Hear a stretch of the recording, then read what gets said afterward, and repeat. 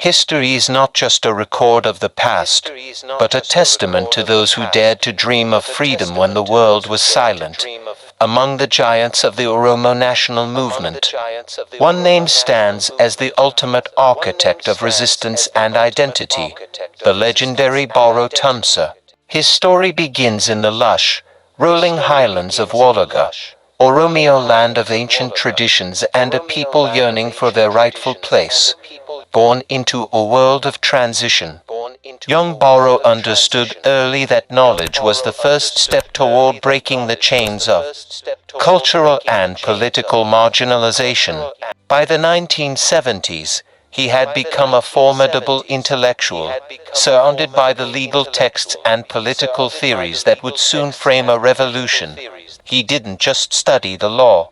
He sought to rewrite the future of his people, using his sharp mind to challenge systemic injustice. At the university, his voice became a clarion call. He galvanized the youth, turning student meetings into the epicenter of a national awakening.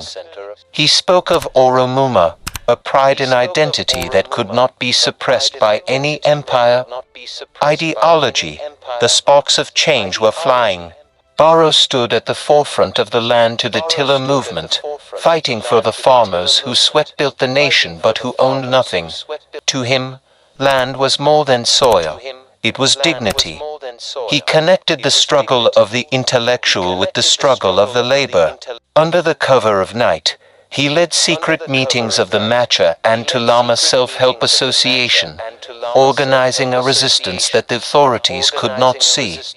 Every whisper in these rooms was a brick in the foundation of what would become the Oromo Liberation Front in 1974. The year 1974 marked a turning point. In the clandestine shadows, the ALF was born, with Baro as its strategic heart and visionary architect.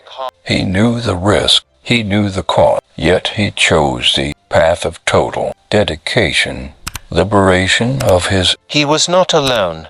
Beside him stood his brother, Reverend Gudina Tumsa, man of God who shared the same unwavering thirst for justice. Together, they represented the dual strength of the Oromo spirit, the intellectual fire and the moral compass that guided a nation.